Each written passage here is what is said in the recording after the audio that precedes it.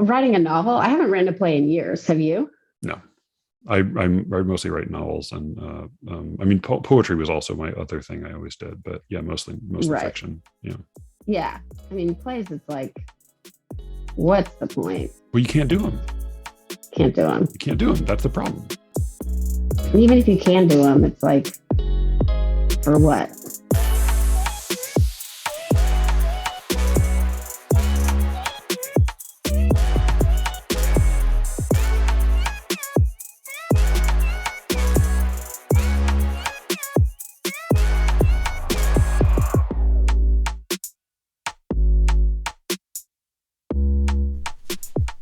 I'm Matthew Buckley Smith, and you're listening to Slee Rickets. Thank you all for listening.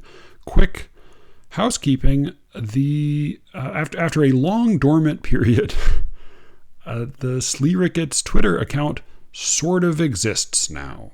I only set it up in order to park the name, but then somebody found it, so I had to make it a thing.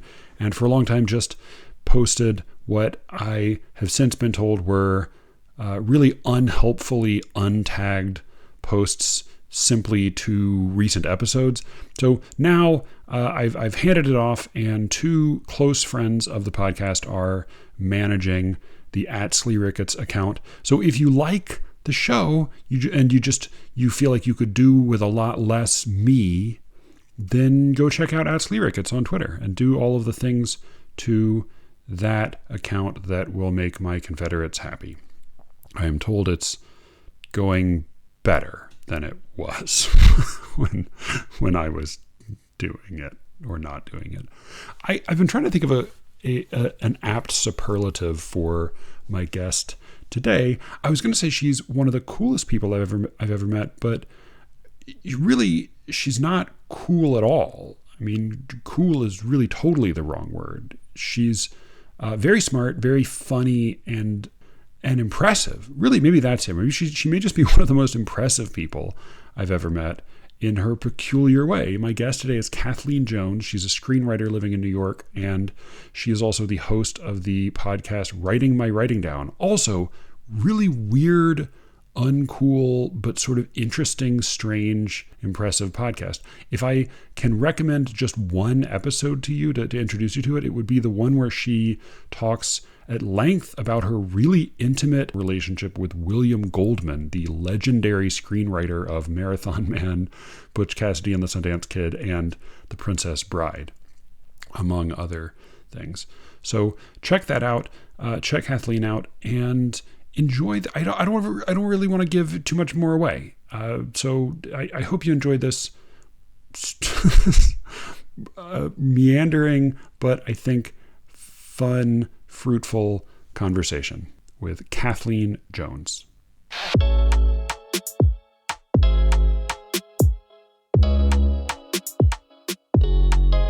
The ethos or the agenda or project of your podcast is slightly different than any other one I've quite run into. How do you think about that? What do you aim for when you do that?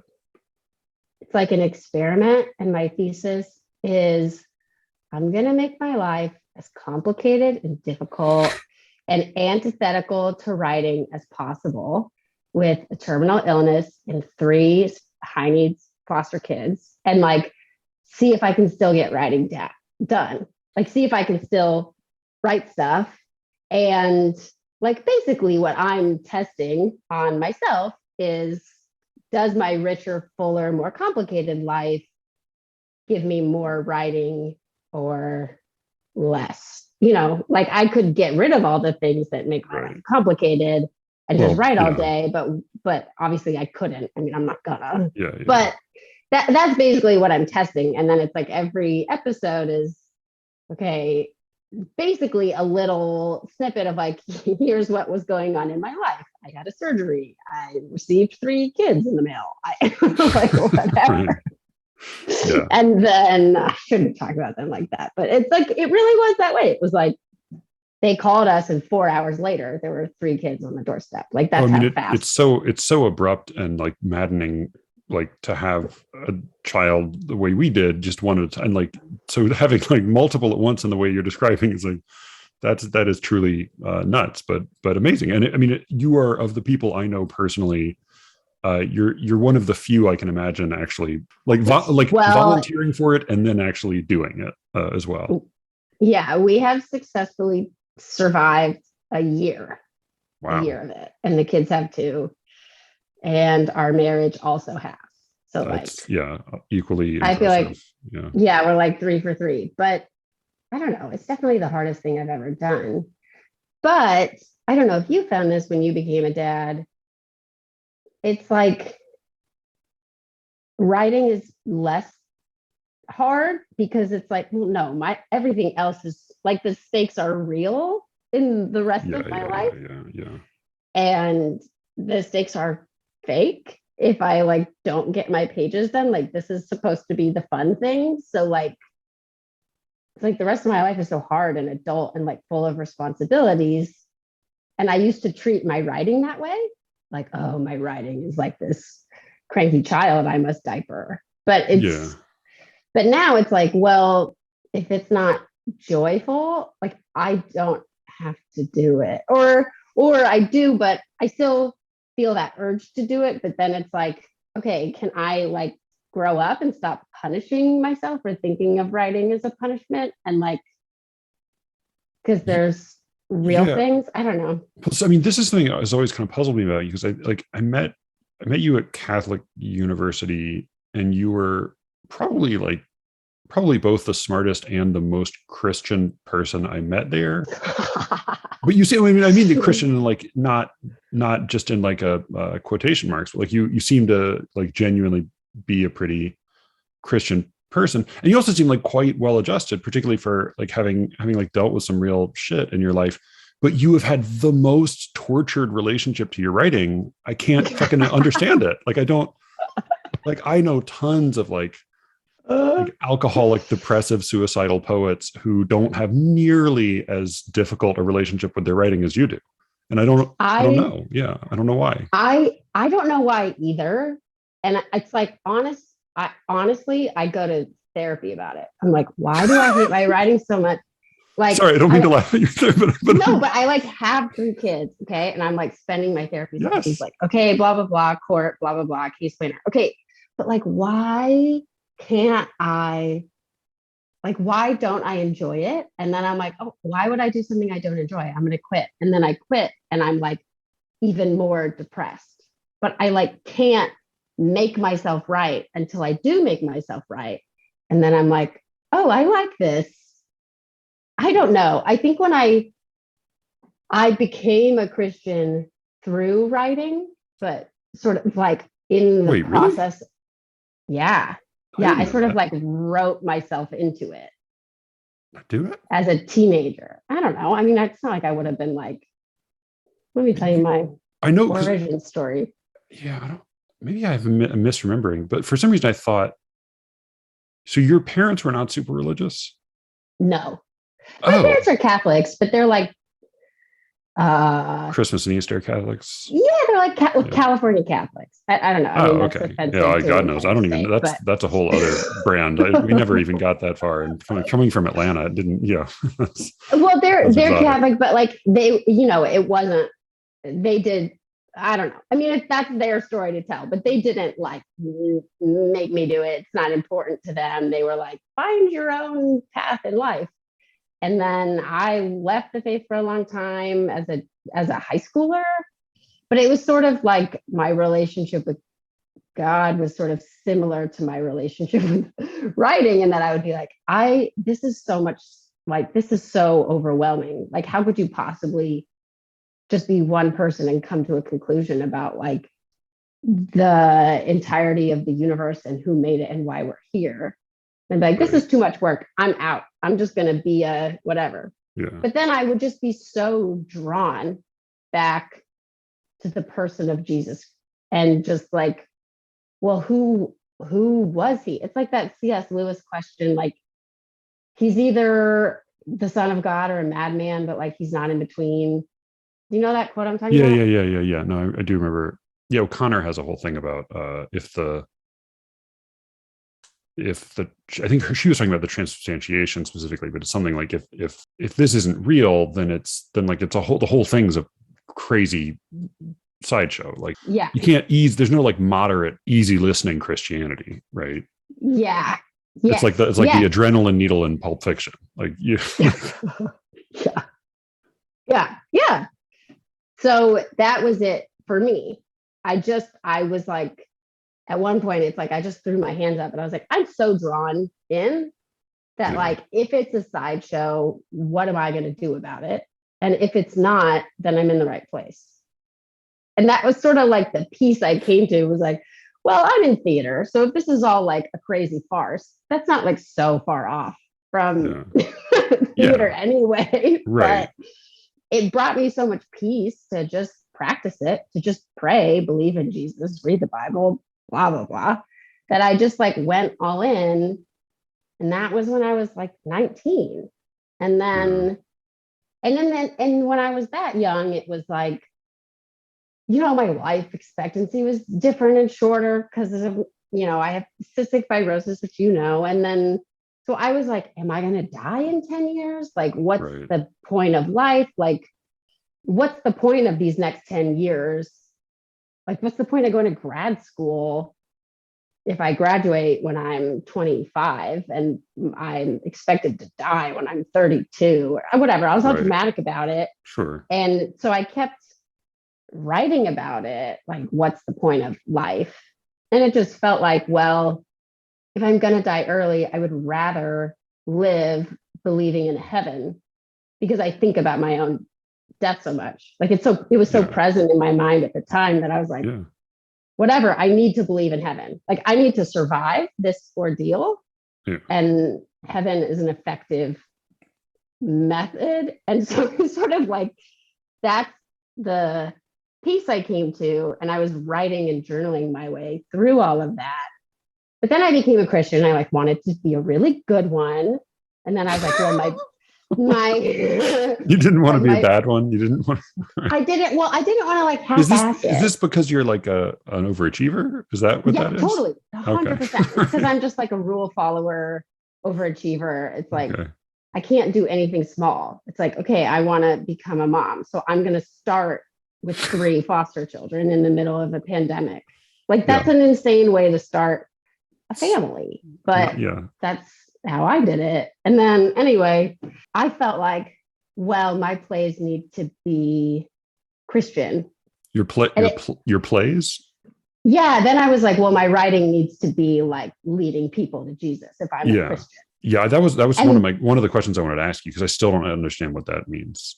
I don't either. And I think that's part of the like, well, if I'm a Christian, what kind of sin can I put on stage? What can I write? What am I supposed to expose sin, or am I supposed to just write the human condition and blah, blah, blah, whatever. I think in the end, it was like the darkness that exists in people that causes people to commit evil. I didn't want to write about it, but I knew it existed, and you kind of can't write good stuff without writing about it. But it just made me so uncomfortable. I don't know, like the darkness in people scared me so much. And I didn't want to go to that place in myself. And I felt like I couldn't really answer the question. And I still can't. And I still don't have any answers. And now it's like what does, I used to think of like my writing as the gift that God gave me in this earth. And like, those were like the assignments I had to turn in to God, my 3rd grade teacher. It's like these little plays that were like really good. Yeah, like the parable of the talents. Like, you have to show your investment. Yeah, I have to show my work. And so, as you can imagine, that's like not a very creative place to write from. It didn't really produce its limitations. It's like, oh, I just want to write a good assignment where like the good people win, and we showed how virtue is like successful. Okay. I think there are also still plenty of like adult writers who do that same thing. They just like, mutatis mutandis for like secularism or for like political correctness, or like there are plenty of people who have exactly that same MO. They just have a slightly different set of They have a different third grade teacher they're writing for. Yeah, I think that's true. It wasn't for me, it was really limiting because I was so scared of being wrong and like getting it wrong. And then as I matured, I thought like, well, I want I want a wilder relationship with God. I don't want to like turn in assignments as like that's my way to earn heaven. Yeah, yeah. Like I want, and I think part of that was foster care. It's so impossible. Like it's such an impossible task that it just felt like everything that I thought I believed was like totally insufficient about God and about grace. Like I wanted better Jesus. I wanted a better Jesus than the Jesus I had created for myself. And it always feels like the things I'm writing and my relationship with God are like so tied up because it's my primary motivator. And like I'm always writing about the things that I'm struggling with in my spiritual life. And I can't untangle them. I guess I can sometimes, like when I'm writing marketing copy or when I'm writing, I just wrote a pilot for some guys who wanted a pilot. They had this idea and I was like, yeah, I can write your idea. And I just wrote their idea. But like when it's my own stuff, it's like, I so don't know what to say about God or like even why I believe or just like feeling shame about believing the way I believe or feeling like, feeling cultural shame, like Christians are so whatever, annoying, or feeling like, just being ashamed of myself that like I'm not I don't know. It's all so, and I don't mean that in like a Catholic guilt way. You have different columns. You have like Catholic guilt and then writerly guilt. Yes, I do. Yeah. But I also don't feel Catholic guilt in the sense that like people who are raised really Catholic feel it because I wasn't raised really Catholic. You feel it? Oh, yeah. I mean, I don't even believe in God anymore, but like it's like it's in my lymph nodes. I mean, it's fundamental, Yeah. I think there's a version of it that is comparable to like my Jewish friends, I think most of whom are atheists have something that is like similar to it. It's a different flavor of guilt and it's a different set of sexual hangups, but it's in there whether you have any of the beliefs or not, So that's okay. I hadn't realized like you're not a cradle Catholic, really. I am, but like I wasn't confirmed until I was in college. So I sort of went through like this high school phase of like being evangelical or I went to like a hippie dippy school. So I went to like a Buddhist, whatever. I was just dabbling in like having a nice time. And then I went to college in New Jersey. I think other people may define having a nice time in college, dabbling in slightly different ways. Yeah, hanging out with the Buddhists, hanging out with the nuns, serving the I in soup also kitchen. had a terminal illness, so like I couldn't party, like I couldn't go out. I like had to go home and go to bed. So it was like I had to get it out somehow. Get your kicks in church. Yeah. By like, I don't know, exploring different religions or whatever. And then I came back to the faith because I met friars who were serving in a really poor area in Newark. And then I started volunteering with them and like serving the poor. And then that just really affected me because it felt like, right, like if Catholicism is true, then this is where we should find Catholics. And then it was sort of like, well, is this me or not? And I just was so drawn. I was so drawn to it that it was almost like, well, it's not really a question for me to answer or not answer. I can't stop coming back. Like I'm still here. And I still feel that way. I'm 31. I guess that was a long time ago now, but I'm still drawn in. Now, I don't even know.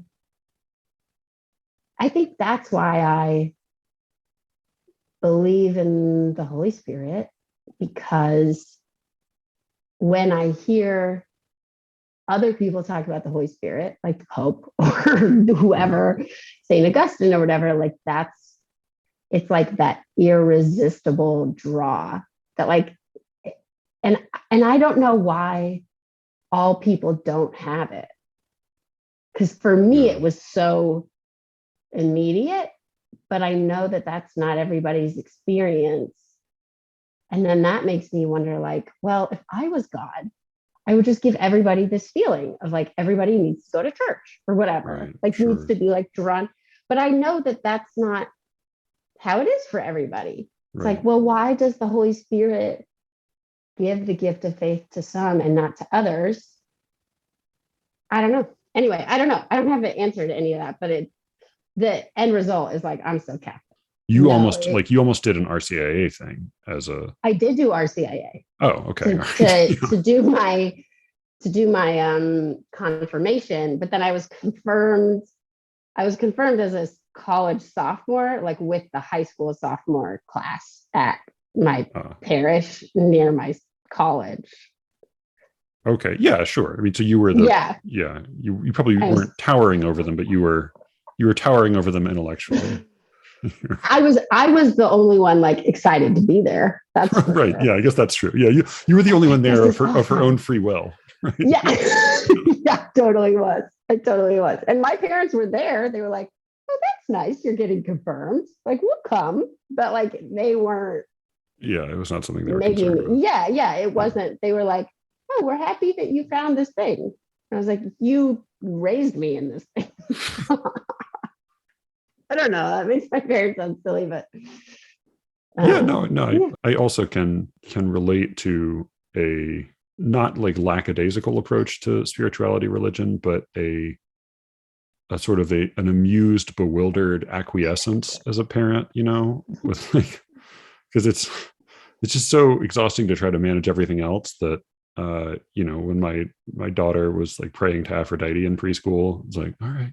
Good for her. And so being the incredibly wholesome, cheerful, kind, generous, patient Catholic that you are, naturally the work of art that you wanted to discuss was Succession. It was like foul, bitter, mean-spirited, and like profane show on television. It's like it has like a harder, colder heart than like Veep, because it's not even like high comedy. Veep is yeah. I mean, well, and it clearly like owes a debt to Armando Iannucci. Like the dialogue in Succession feels very much like there were some tips stole. Like they're stealing some tricks from David Mamet and also from Iannucci is what I would say. Yes, refresh my memory. Oh, Iannucci is did Veep, and then he also did In the Loop. And okay. The Thick of It, which is terrific. It's I haven't watched and then the more recent, he did a standalone movie called The Death of Stalin, which is fucking fantastic. It's that really sounds like good. An Orion movie. Is he a history buff? Oh yes, he will like. Well, he's like a middle-aged white man, so now he has to be. It's like contractually, he's obliged to become a history buff. Yes, he loves documentaries, and I don't know the last time you and Orion caught up, but he has a journalism degree now, and he's working as a journalist. That sounds right to me. Yeah, that tracks, right? So he's just got that big old brain, and he just like loves documentaries. It's like how he unwinds is like, what was he watching a documentary on that I was like, how can you live our life and like not turn on a sitcom at the end of it? But he was watching something depressing. But then I love Succession. So yeah. Well, I would say I think as a playwright, I would say Death of Stalin is very, very funny. It's not like a heavy. It's certainly not a documentary, and it's not heavy. It's very fast and funny, and it's a lot of black humor. But no, so tell me. I just rewatched the pilot today. Boy, it was fully formed from the beginning. Like it's so crisp, so well set. Like the acting. Yeah. They had pilots are often kind of wobbly. They're often kind of figuring out what they're doing. This was on point from beginning to end.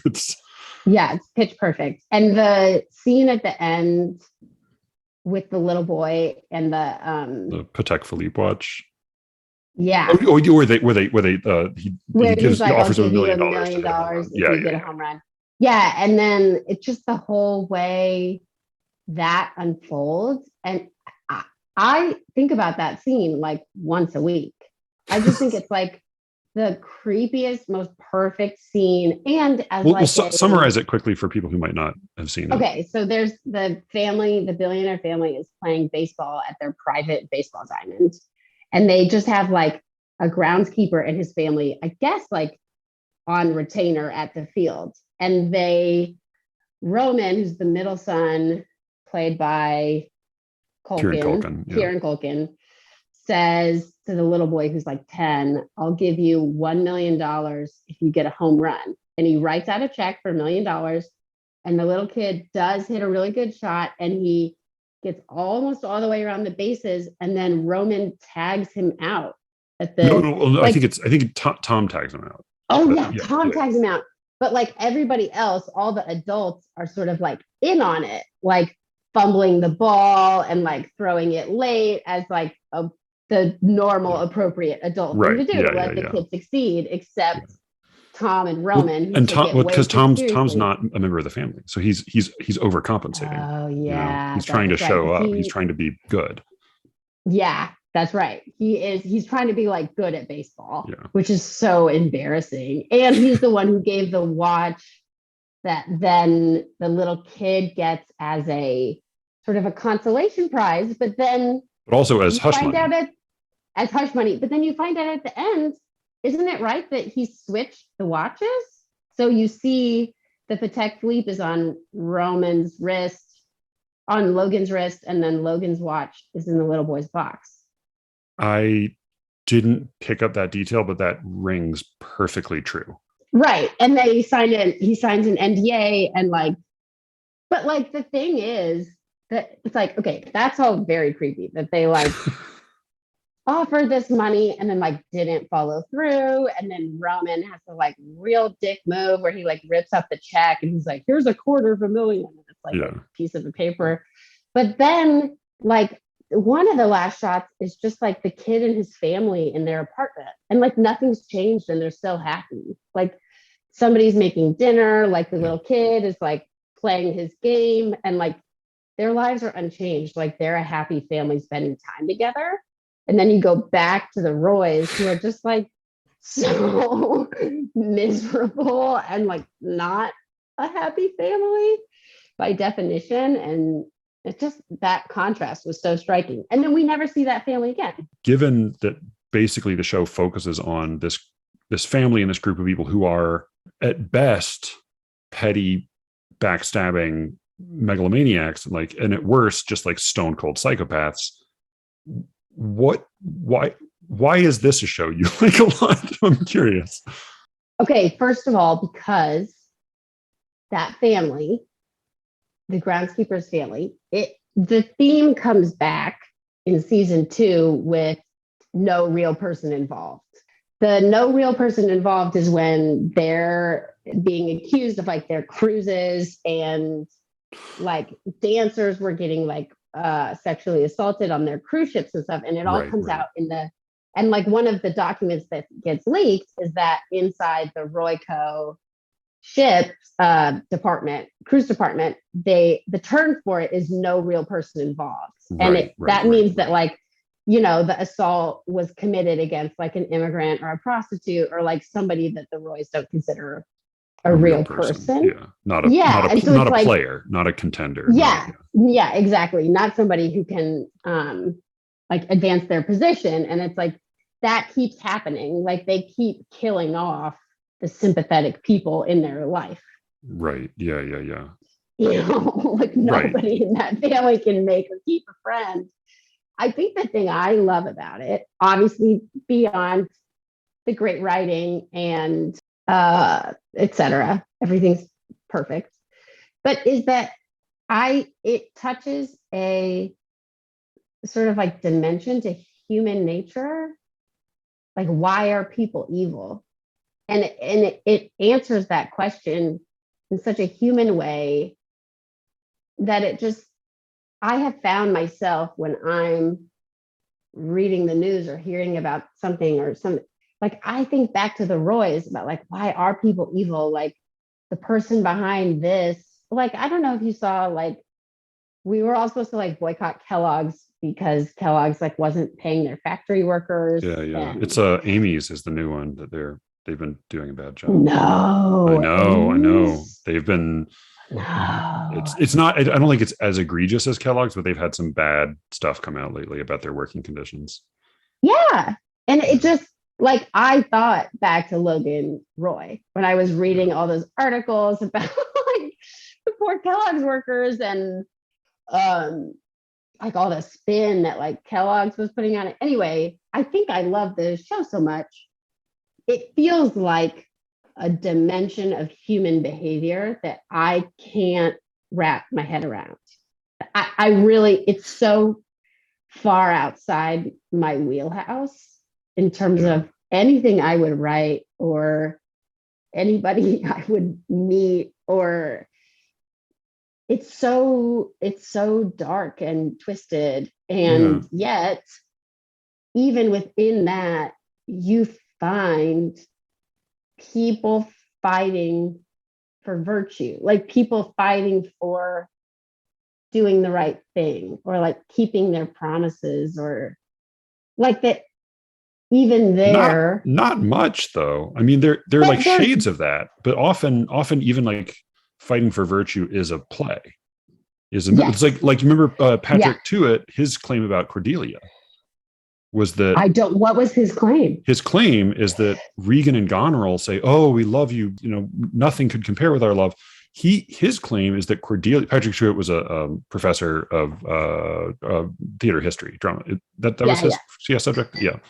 Yeah, Shakespeare and whatever. But his claim was that Cordelia was making a Roy family move by saying, "Well, I love you as a daughter should." That basically, like, her obviously not demonstrative understatement was meant to reveal their flattery for what it was. So that, like, basically he says, like, she's making a move that misfires and like it doesn't land right, and then she gets fucked.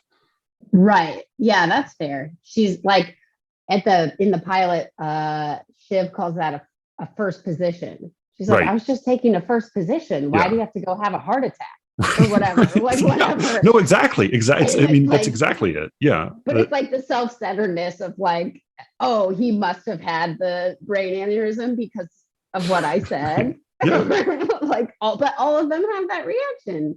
Right. I think you're right. It's like, even when at the end of the second season, when Kendall makes his big, and I know you haven't seen the third season, but like that continues as a big thing, people that they're concerned with it, where he has this crusade to bring light and truth to the company. And it's just sort of like a Me Too moment where he's kind of revealing this big bad secret, but that's self-serving, right? He gains from that. So that it's hard to, there are certainly less sympathetic characters at times, and there are moments of humanity and softness, but they're almost always punished. Right. Yes. It's almost always a moment of like even in that pilot, when Kendall says, you know, his father says to him, well, I know you have this important business meeting, but it's also my birthday. So it's a matter of priorities. And so he decides to come to the birthday party to show my priorities are, I care about you, father. And that's the wrong choice. You fucked up. Like, you are not going to get promoted because you chose your family over the business. That's the wrong, And they have that same moment in the end of season 2 when, like, that's the first real moment you see Logan be proud of Kendall, is when he's watching Kendall's press conference. Right. He's so proud of his son for like destroying the fan, like, because it's the move for making a move. It's the most alpha move he could make, and so that's what it's like. He's basically, his thought seems to be, that's what I would do. It does. I mean, there's certainly like a big part of the because I think you're right that part of what is really mesmerizing about the show is the juxtaposition of huge damage and petty motivation, like the choices that cause a lot of harm, but they are motivated by little bratty jealousies and personal tiffs and things.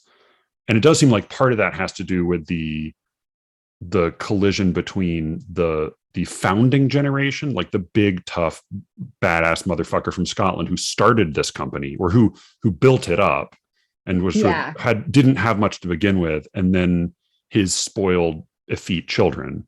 Which is why I think, like, I know there were a lot of comparisons to like the Trump family, and it seems to me that that's a little bit misplaced. That, like, it's not like Don Jr. and Ivanka, like though they wouldn't even measure up. They're like, this is really, it's the story of like Donald Trump's father and Donald Trump and his siblings, because it's that you do have at least because Donald Trump himself is a phony baloney playboy. Like he didn't the tough founding, ruthless killer guy.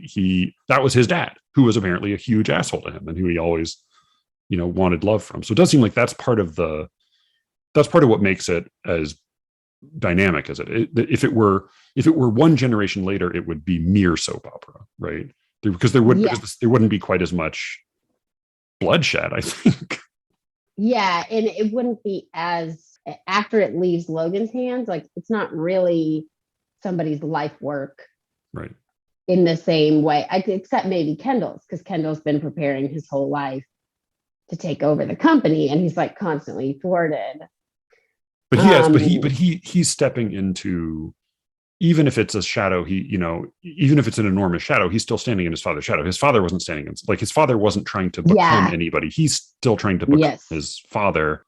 Yes. And we haven't even talked about Shiv, who's like also trying to take over like, she's always scheming to take over the company. Like, when she tells Tom, like, you get in there and hustle, like, you hustle. Oh yeah, yeah. Like, she is like but I mean, it does seem to be like there's something, like, she's clearly the smartest, but maybe just by virtue of being a woman, like, having that, which does seem to count against her. It, like, she can't quite. I don't know if it's she lacks the total ruthlessness, but it doesn't quite ever. None of them can quite measure up. There is there's a farcical quality to it. They're like too soft, or they're like too hard. Except Khan, poor Khan, who's just a buffoon. I mean, who's just a fool. He has no edge. Who has zero. What do you make? I'm curious. What do you make of his wife, the call girl turned failed playwright? She's. I mean, that's a painful character. She's painful. She clearly, it's like you see her make the choice to stay with Khan because he offers to fund her play. Which I mean, I winced at that because totally. That feels a little closer to home than some of these other choices, right? Like, I understand that's a kind of a bargain with the devil that feels harder to laugh at. But the thought I had watching that moment was, well, no, don't do that. Not because, like, theoretically, are you giving your life to your art, and is that the most important thing to you? Well, my thought was like, well, no, but you're bad. Like, don't do that, because it's not worth it, because you suck. But that's, I don't know. She's not having that thought, or maybe she is on some level. I don't know. I don't know. I mean, it's pretty painful watching her realize that she's bad at this, that her play is bad and got terrible reviews, and that's painful. It's also painful because, like, you're watching somebody get the shot that, it seems like all of us want, like, some billionaire's just going to fund your holy shit, Broadway play. But, like, you just see in so many ways, like, that's not the dream. That's actually not the dream, because she didn't, I don't want to be like, she didn't get there on merit. Well, like, so this is one place where I have, like, I do think there may be a couple of little spots where you see the writers tip their hands somewhat, because, and that's one of them, because I wonder, like, well, what if she did a play and it were not, I mean, in the show, it's like, it's a ludicrous failure. It's an absolute catastrophe, and everyone agrees it's objectively disgustingly bad. So much so that like she sees the headline and instantly throws her iPad into the ocean, or throws her husband's iPad into the ocean. Yeah, So that is funny. I wonder, like, okay, from the perspective of the writer's room, though, that leaves them feeling pretty comfortable, right? Right, because they're all successful writers, right? And most of them are probably playwrights as well, right? Because they're writing dialogue for TV. So what if she did that and it were like, oh, it was kind of a success? You know, like, yeah, you can do another one. Like, what if it were a little closer to like, oh, that feels, I think now suddenly we're talking about some people we know. Suddenly we're talking about some people who might be in the room. You know, I think like, I wonder about that. The other one is, I think, you know, I was thinking about the old use of the term gentle, like the Shakespearean use of the term, like you talk about gentility, or the contrast would be between the gentle and the mean. That the gentles were those who were so wealthy and comfortable that they could afford to be nice. They could afford to be generous. They could afford to have manners and to be patient and to not fight tooth and nail over every scrap because they had a lot of scraps. And then meanness literally means smallness. And it comes from both having a small life and not having many resources, and also physically being small because you didn't get to eat as much. And right. And so that the mean, you know, and in Shakespeare, there's a line even in Henry V where he says, the prince says, or the king says, as every man of us, you know, be he ne'er so vile. We meaning like, even the vilest among you. And there's a total intersection between poverty and like moral and characterological puniness. And he says, basically, like, all of you today are going to fight like you're rich. Which is like, today, it's not the way we think of it now, but there's both, because there was a sense that like nobility and especially royalty had a divine and, you know, stamp of approval. There was also a sense that by virtue of being noble, you were better fed, in better health. B, you were specifically trained to fight, because that was your major contribution to the society, was that you mustered the army and you fought in the battles. But C, you had the good grooming. You were raised right. You knew where to put the fork and the knife, and you knew to say yes, ma'am, and yes, sir. And you knew you knew how to behave. And somebody who was raised constantly fighting for his next meal would be rude, would be easier, would be quicker to steal something, would be quicker to kind of fight for every scrap and to be foul and nasty in conversation. I wonder with the Roys, because they all talk like Mamet characters, or like, did you ever read the Michael Lewis book, Liar's Poker? No. Great book. I mean, just terrific, like entertaining read. It's a memoir about working on Wall Street in the 1980s. Fun. And just like the dialogue, just like the character. I mean, in fact, like a lot of his books have been adapted into movies. I don't know why no one has adapted that one, or if so, maybe someone did and it flopped. But it's like such juicy character and dialogue stuff in there. And they all just talk like absolute fucking monsters all the time.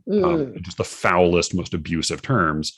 And that's how all of the Roys talk. That's how all of the characters on the show talk. And it makes me wonder, like, again, what if the pay for play prostitute / trophy wife / playwright were like a moderately successful playwright and got some good reviews, and then gave a TED talk, and like suddenly it would feel, like it feels a little more uncomfortable for us. And I wonder also about like, well, part of being rich and being raised with privilege is clearly like there are the Trumps in the world who have nothing to recommend them, who have none of the virtues of wealth, right?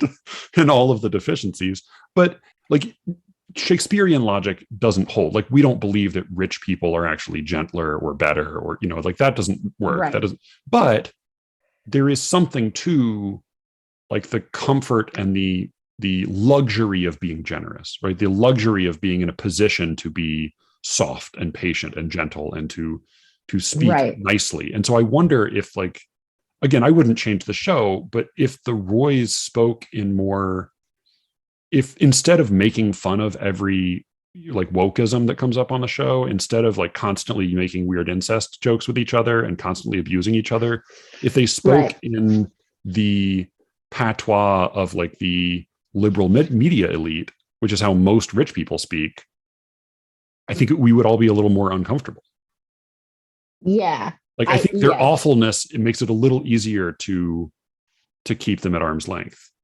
Yep. And right. And that's a conscious choice in so many ways, like that they run ATN, which is Fox Yeah, News, yeah, yeah. and all of that.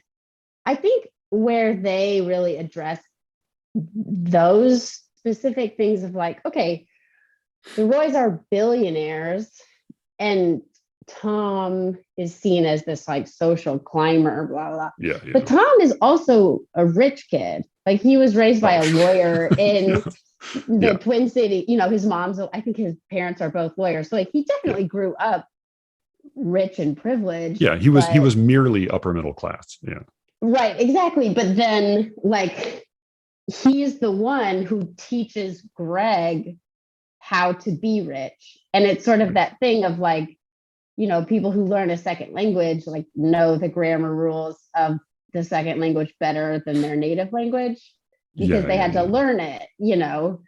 And Greg and Tom are like that for me because Greg's in that same boat where it's like, okay, his uncle's rich, but then his uncle is constantly playing games with his money. So even though when that guy dies, they're going to inherit $250 million, they don't have any money in the first season. Right. Like Greg is working a minimum wage job that he gets fired from, and then he has no options and no money. So that billionaire guy didn't pass on any of the comforts to his kids, but his kids like spent their lives knowing that there's this like money cloud looming in their future. Yeah, yeah, yeah. But they have to live, like hand to Yeah. mouth, like Right. pretty much, or they just like it kind of seems at the beginning like, oh, well, Greg really never learned skills to survive because he's assuming the guy's going to die and give the money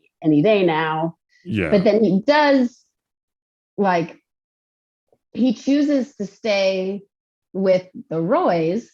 My guess is because, like, they taught him a skill. Like, they taught him they made him somebody, and that's worth more to him, even though he doesn't like who they made him. Like, No. he doesn't like being the ATN executive. He doesn't like the things that the Roys do, but he likes being somebody and being part of something. Yeah. And like, that's really what it seems to me like that's what cousin Greg is after from the Roys, like not their money specifically, even though the money is great. Like he wants to be part of something. Yeah, I think it is more about status for him. I mean, I do, again, like I think there are distortions that make for better characters than probably that like deviate a little bit from reality, in that like it's actually quite, I was surprising in watching the pilot again. It's really early on that he makes his first sort of major move, where he says like his grandfather owns a lot of stock and hates Logan, the CEO, his brother, and Greg, realizing that he's not going to be able to get a direct favor from Logan, in just like in the limousine driving to the baseball game, he says, "Hey, wouldn't it be nice if my grandfather weren't on the board anymore? Oh yeah. What if I could get him to give up that shit?" Like it's already like early on, he makes like a big piece of shit move,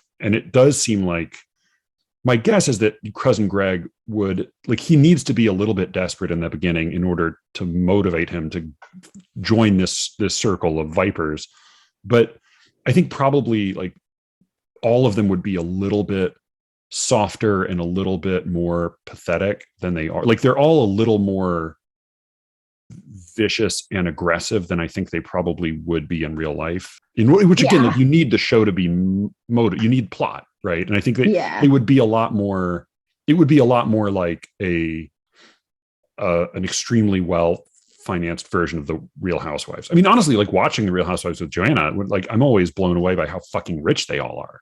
That they just sort of waltz through. And again, like that's a show where like, oh, I'm going to go be in Chicago for a while. I'm going to go be the play Chicago on Broadway because I'm this Right. rich guy's wife. And Yes. like, yeah, I did a little acting back in the day. So no, I mean, I think that's a world with no stakes where all of the motives are just for play and for self-indulgence. And this feels like part of what makes it gripping is that the stakes are bigger, even if the motivations are still as small. But yeah, I think they are better. I mean, probably the truth. It was true for Shakespeare's characters as well. Like the real nobles and royals were not as smart or as dynamic as he made them out to be. Surely. Yeah, naturally. It makes me think of what you said at the top of like Kendall is always trying to do the right thing, but he's trying to do it for himself and not, out of any sort of desire to do the right thing. But yeah, he I wants to think, be cool or authentic, or he wants to he find wants himself Twitter or something. Like he wants to be like a Twitter hero of doing the right thing yeah, or whatever. But he actually does, I think, the most generous thing in the show when he buys Greg an apartment. Like Greg doesn't have yeah, anywhere to live. And it's like, well, they must not be paying Greg very much, or Greg is paying off his mom's debts, or, whatever is yeah, going on behind the scenes. Greg doesn't have any money or any place to live. And he's like, and Logan buys him an apartment. yeah, And it's yeah, like, Kendall. And it's like, well, Kendall must have been noticing that Greg doesn't have anywhere to live. And then he was like, oh, me and my money can solve that problem. I'm going to get my cousin a place to live. And it's like, I don't know what you think. That to me ranks as like one of the reasons I still like Kendall Roy. And like, I'm still rooting for him because I'm like, well, that guy's underneath there. Unless you're about to tell me how that move was also self-serving. yeah. I think it's still self-serving. I think you're right. Like there are comparatively nice moments, comparatively generous moments. There are moments in which like one of them likes another of them better, or like they have a temporary alliance, or they like, you help me out here, so I'll help you out there. But again, that's the term is, that's a real person involved, right? He's a member of the family. Right. So yeah. you're helping, like that's somebody who 100% will be able to do you a favor later. Like you just got him on your show. He didn't do, I mean, I think about like the person who got evicted from that apartment, or like, not even that apartment, because that's probably a too nice apartment, but like the low income housing that was bulldozed to be replaced by a giant building that then he got put up in because his cousin had a whim. Right. So I think, like it's fair. The stakes of that, like the stakes of the good. I think like it's a smart thing for the show. It has to be a really difficult thing for the show to figure out, like how to keep tweaking the characters just enough that you don't totally repulse the audience. Like you need us to keep liking them enough. But I do think, I mean, when I watch it, I tend to think that we're all, it's a, the Baudelaire, hypocrite reader, my reflection, my brother. Like we are not the Roys, but we are also, except for you, who seem to be like the one like really fundamentally good person I know, maybe. Like we are all also doing favors and kissing up and kicking down, and we are doing things in order to look good, or in order to convince ourselves that we're authentic, or we're cool, or we're worthy of praise. But fundamentally, there's still somewhere far away, there are a bunch of people suffering that we don't give a shit about. I think that's true. I also think, like, for me, I always battled a big bad evil, but it was a disease, which nobody is behind, and there's no like malicious intent. It's like, okay, whatever, it's a disease, but like nobody's the brain of the disease doing this to me on purpose. Yeah. And now being involved in the foster system of New York State, all of a sudden I'm like in the midst, I'm like Bambi in the woods. Like, well, why aren't people being nice? Like, why aren't people going the extra mile for the kids? Or like, why am I getting an email a week late and it's the bare minimum and you didn't answer my question? My kid's been waiting on this thing for, and it's sort of like, it's that different type of apathy of like, I don't have any control. I don't run the system. I'm just one person. So like, whatever, I'm going to do the bare minimum because Right. I can't make any kind of changes anyway. And we all know the system's broken. And so, I'm just going to keep my hands clean, kind of. And just finding people who like are apathetic. And I'm like, why would you work in the foster care system if like you don't care, or you don't want to change it, or you like don't want to help kids? And it feels like, well, everybody wants to help kids. Everybody in their mind thinks they're there to help kids. But but then like just sort of that abdication of personal responsibility, like, oh, well, I couldn't answer that. I'm overwhelmed. We're understaffed. Half the staff is out with COVID, et cetera, et cetera. And then it's like that sort of like underling evil of like, well, I'm not in control, and the people who are in control are the evil ones. That's the banality of evil, right? Yeah. Like that's what I'm facing. And this is not about like anybody in particular involved in our case, because right. But that's exactly it, right? It's not one person's malicious action. It's a lot of people's negligence.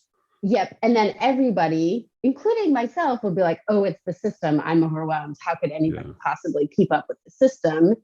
And there's no way to get around the fact that I am a part of the system. I'm not like some benevolent actor changing the system either. Like I'm also just trying to get what I need for my kids or for myself or for whatever. It's like all of a sudden, like that meanness that you're talking about, like that fighting for scraps. It's like, I think in a sense, like me personally being like sort of like a genteel character, and then having this awakening of like, oh, I'm actually, if I'm not willing to like fight or be mean or get scraps, like actually my kids aren't gonna get what they need. And like that's a real reason to like change. Or like, I've never called somebody on the phone and like cussed them out, but like now I have.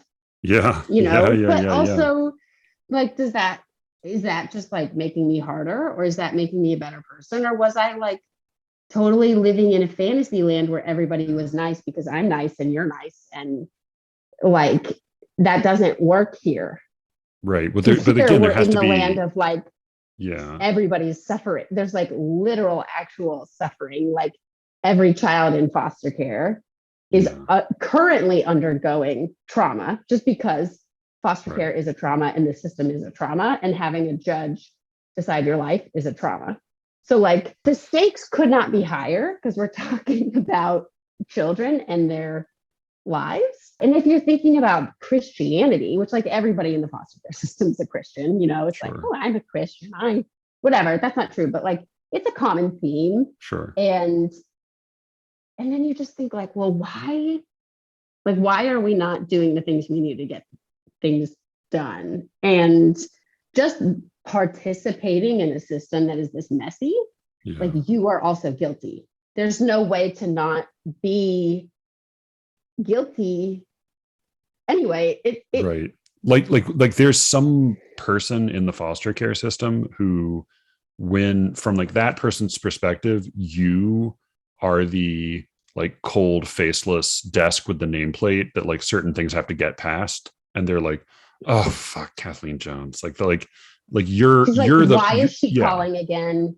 She's being overly dramatic. She's like the foster parent from hell, because she like thinks her things are the most important, and she's like constantly calling, and she's being like a Karen, like, where's I need to speak to your supervisor. But right. Yeah. I do need to speak to your supervisor. Like, I don't, like, I am, I'm trying to get over myself because it's like, well, I want everybody to like me.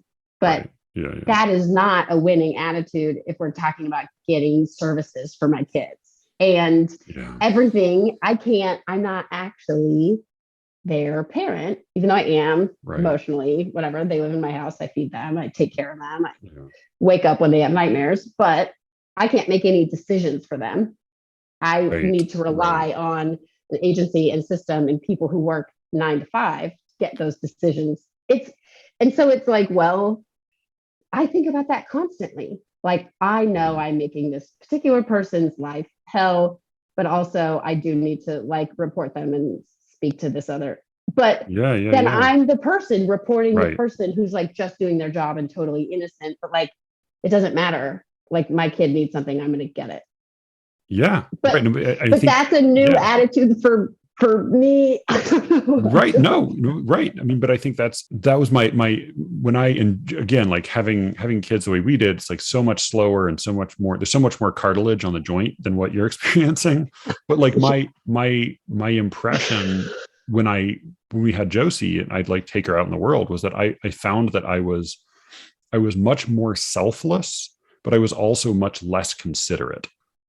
That like, I was selfless insofar as I was giving things over to her, but like, fuck all y'all, like, get out of my way. I'm taking care of my kid. Right. Like I could be much more like, oh, look, you go first and let me help you. And then like, I could be much more understanding about the world outside when it was just me walking around. But when I've got my kid with me, like, no, you're going to wait. I'm going to push through. I need to, because I'm not, it's not about me. It's about her. And so I'll really be an asshole to you. Yes. Yeah. Yes. That is it. I wonder if, back to the Roys for 1 minute. Yeah, please. It's like Logan raising kids. Like, did Logan raise those kids? No. So like, sort of the unseen force in that show is whoever Khan's mom is. Right. Like, we've never met her. And then the British lady, who they all 100% talk about as like such a nasty lady. And then you think like, well, okay, so it's like the absence of Logan's love and care and attention that like they're all fighting for. And the thing that Logan loves is his company. So the thing that they're fighting for is his company. Yeah. Yeah. Oh yeah. I mean, I think, right. Yeah. The game is, what does my dad really value and how can I chase that?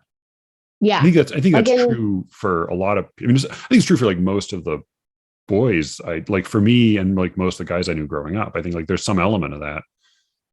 In his case, the absence of love is so severe and the devotion to winning and getting rich and, is so extreme that it becomes really monstrous. But I think some of that is true for most of the guys I know. I think it's a little different for girls growing up, but there's some, I don't know, is it, certainly there's like, you have like girls with like daddy complexes where that's a whole, you have an absent father or something. But for you, I mean, you're a go-getter, you're an overachiever, you're somebody who like opts to do more things, so did that have anything to do with like, I mean, was like God was God your Logan Roy to get really kind of Freudian about it? but kind of. But my own dad wasn't. My own dad is like undyingly supportive. Yeah. He was like, oh, you want to be a playwright? That's great. That sounds fun. But I think, I don't know if he was that way with my older brothers because I was the baby. You're the youngest. I'm the youngest of three. Okay. And I have 2 older brothers and the only girl, and I had cystic fibrosis. So like, the story my brothers tell is like, I was the baby and I got everything I wanted. And like, of course, because if you have a sick kid, I'm that way with my kids. I'm like, oh my God, you're sick. Why don't you just stay on the couch all day and watch Cocomelon? And then like, you're sick, whatever. Oh yeah. And you spoil the youngest partly because you're just fucking exhausted. You're exhausted and they're still nice to you. And the older ones start getting an attitude. And It's like, oh, the Yeah. baby still wants a hug from me. Right. So Yeah. I'm Yeah. going to Yeah. spoil this child. And Sure. Yeah. so I don't know where it came from for me, like being an overachiever, but I feel like it was more of like an inner pressure. I just like developed it inside that like always having to like be good. It's like, well, if I'm not good, then like I'm going to get in trouble. But I don't even know. Like my parents never got me in trouble. Like they weren't that type Yeah. of, Yeah. they were not strict. They were very like loving. So I think I just like invented it. I just Yeah. developed it. I don't You're know. just neurotic. You just, Yeah, you I just, like yeah. wanted my own inner Logan Roy. It's funny because like with foster care, I don't have biological children. So like I'm coming to parenting from a way that's like, okay, how do you parent kids who aren't your kids Right. or who you just met last week? And all of a sudden it's like, oh, Right. I got to parent you Yeah. now. Yeah. Yeah. So it's like, I read a lot of like child brain development books and all that stuff. And like the thing that they talk about that always stuck with me was like secure attachments. Like Right. kids who have secure attachments, who feel secure, are safer taking risks because they know that Well, like and they're secure, define so they for can people be who the might best. not have heard that term, what that means. What a A secure secure attachment is. attachment is formed as a baby with a primary caretaker.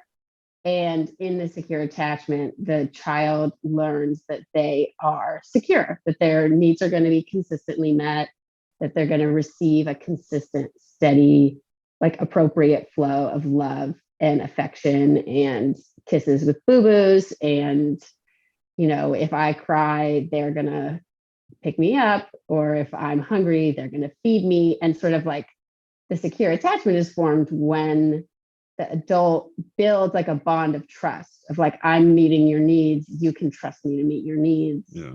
You're secure and you're loved. And it's like that bubble of secure attachment is how children's brains develop in a healthy way. And if that's interrupted or the child has an insecure attachment, like maybe, sometimes I get food when I'm hungry, but sometimes I don't. Right. Or Yeah. Yeah. sometimes I get love when I'm sad, but sometimes I get hit. And it's like an insecure attachment, like the brain can't develop properly. And like the brain flourishes with insecure attachments. For like a young, early developing brain, I'm not a doctor. Yeah. You should ask your wife, who is a Sure. doctor. Yeah, yeah. But and just But just because the words blended together there a little bit, just to clarify, you're saying oh, the brain flourishes within secure attachments, yeah, yeah, with insecure not attachment. Like with that's insecure how. attachment. Right. Yeah. Yeah. Oh, yeah. Right. Yes. Yeah. Yeah.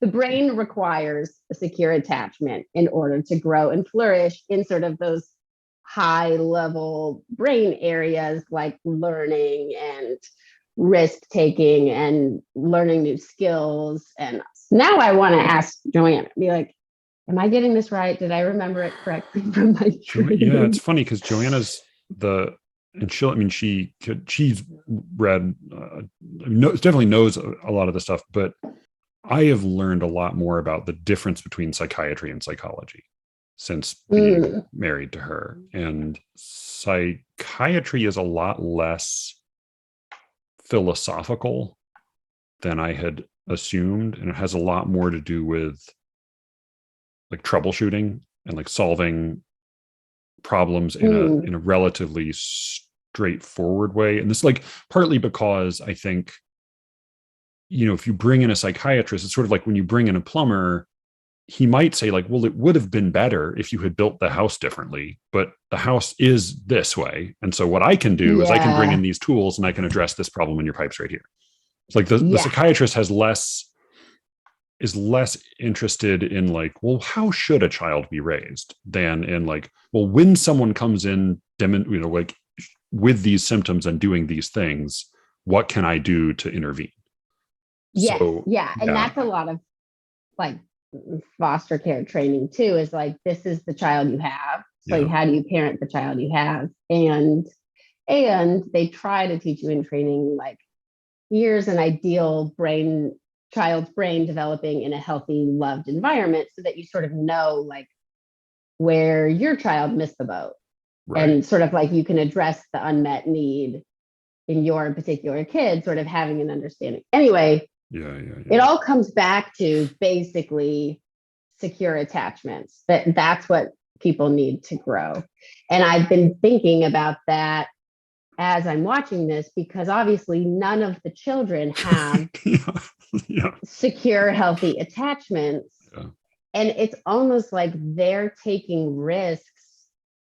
Like, okay, like one sort of mantra from foster care training was, you're going to see the behavior until you address the unmet need, like sort of reframing bad behavior or acting out as a need that a child has that needs to be addressed. So like instead of getting the kid in trouble for having bad behavior, how can you like address their need for attention or love or whatever? Like what's the need that's driving the behavior, and treating the need instead of always just treating the behavior, because then you're not addressing the root cause. Okay, so like yeah.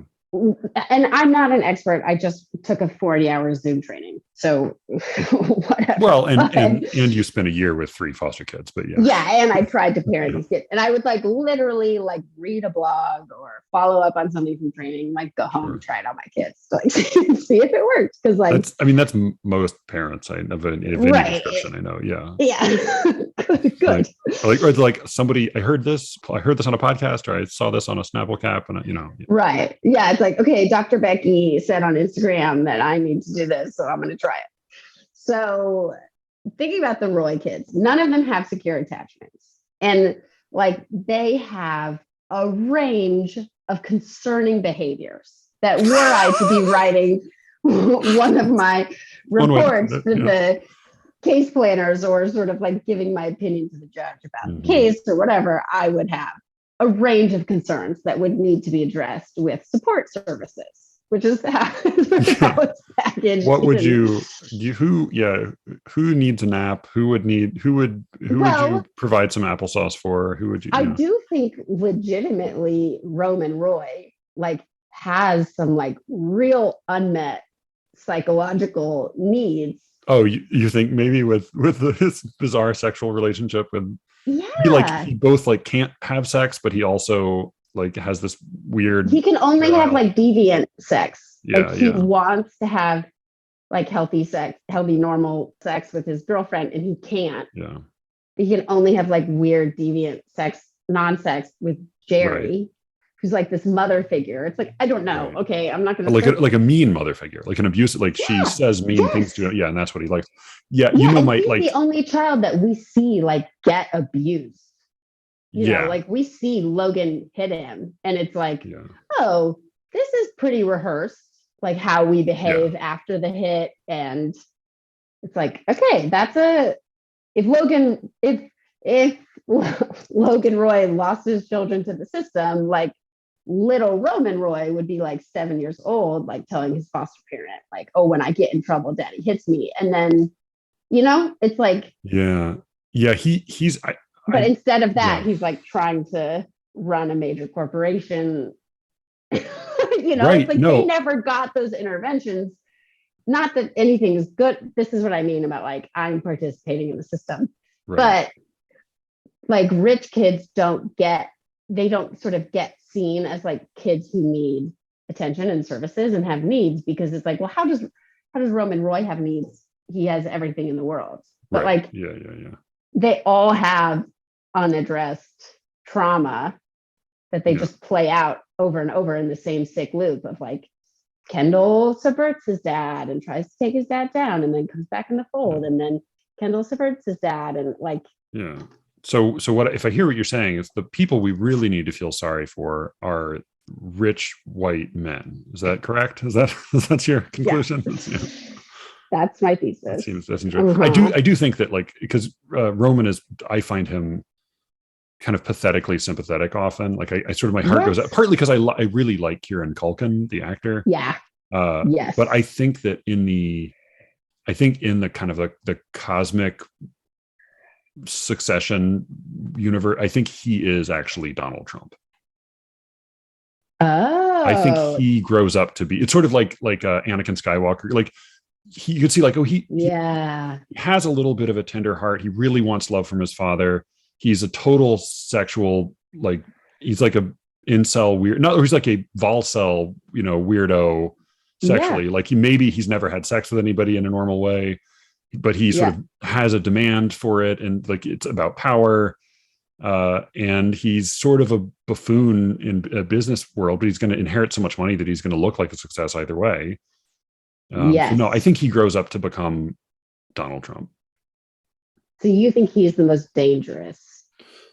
Not necessarily. I mean, I think like Donald Trump may have had siblings who had things turned out differently. They could have been more dangerous. Like I think like Mm. Shiv maybe is like a Koch brother, and Yeah. they're probably Yeah. more dangerous, right? They're just not as grotesque. Donald Trump's dangerous, but I think he's less dangerous than a lot of other ultra wealthy people, because I think he's more. It's more of an awful spectacle.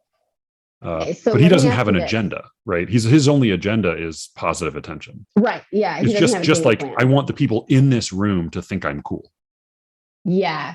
Donald Trump does not behave like somebody who grew up with a security guard. Yeah. Like one of the things that's so difficult and frustrating about raising your own biological kids is how much you recognize, like how much Mm, their deficiencies are my deficiencies. And yeah. it's like, so it would be, it's a whole different thing. And it is like, even when I have little interactions with like their little peers, it's always sort of jarring to like, oh, I have no idea who you are. like I don't have Yeah. an x-ray straight to your soul. So I can't, like, all right, this is interesting. Yeah. That is, I Sure. think the thing that I'll never know how to fix. And like, why would I even use that language to start the sentence? But like the thing that is just like the unsolvable problem is like generally moms who lose their kids to the foster care system. Yeah. Jesus. It's like, it's not like it's rich moms. It's not like it's Upper West Side. Right. And so you think like, well, you already have a woman who has not a lot. And then the recipe for helping her get better is I'm going to take your kids away, For which is like Jesus. your Yeah. will to live. And then it's like, okay, now you don't have your kids. And the reason that you were probably keeping things together. And now on your own, you need to become a better person than you were before. Right. Which like And it's most like, people have a really hard time doing, like even making yeah, relatively minor improvements, like a New I Year's still can't resolution. work out. I've tried to like have a steady exercise routine for years. I can't do it. And if Yeah. somebody was like, I'm going to take your kids and then you better be working out 6 days a week or you're never going to get them back, which is like probably how the system feels. It's like Right. making change as a person is so Right. difficult. And like, there's got to be other, one day when I'm out of this and I can sort of read scholarly articles about foster care without a panic attack. Like, Yeah. I want to see what scholars have said about a just way to help families. I think probably I think probably it's like having large, I mean, like people do in most of the world, like having large extended families and villages live together. Yeah, Right. that's probably Like it. that's But probably like, the answer, is like grandma yeah, steps right. in and like auntie so and so and Okay, like, but that's the Roy family. Like they are a large extended do you, village, yeah, don't you that think? I think there were a lot of servants raising, changing those diapers. But it feels like they're always together, but like they're never providing each other like the support they would need to flourish as good human Yeah, but they're beings. they're together. They're together. I actually think they're together the way characters are together in a play, where you contrive to have them be in a room, right? But Yeah, like that's the fair. actual, like, that's another distortion of drama, is like the actual Roys would see each other once a year. They would Mm, they would be off, like they would be, all of them would be like they would all be doing different things. They wouldn't constantly be in the room fighting it out. That makes for better TV. right, that's fair. It's like Yeah, terrific to talk to you, and thank you for giving me so much time. This has been like a fun, weird, rambling. yeah, and apologies if I went on, but I No. long stretches between talking to adults. I don't know about you. I know the feeling. Yeah. I can only talk about Fortnite so long before I forget who I am. So this is really delightful. When you are able, do more of your podcasts and interview people, because that's a great excuse I found for talking to adults. See, that just sounded like a lot of work. Like now I got a schedule, now I got a calendar, but it's a little bit. Maybe I'll try it. It's funny because I am way more social than you, and I'm like, oh God, other people, and you're like reaching out. But this is because this is like my dream social hour is like, let's sit down one-on-one and have a topic of conversation and stay focused, and we're not going to get too personal. We're really mostly going to talk about ideas and like everybody comes prepared with like topics, homework. Like I've prepared for our hangout. Exactly. That's why like the first few times I like hung out with Joanna with another couple, I remember leaving the like brunch and feeling like we didn't accomplish anything. Like, what was that? We just sort of traded words at each other. It was like pleasant, but what was this? Why? The pleasantness is the thing. It's still alien to me. That's Orion too. He was like, the small talk was the whole point. Right. I'm baffled by that. Baffled.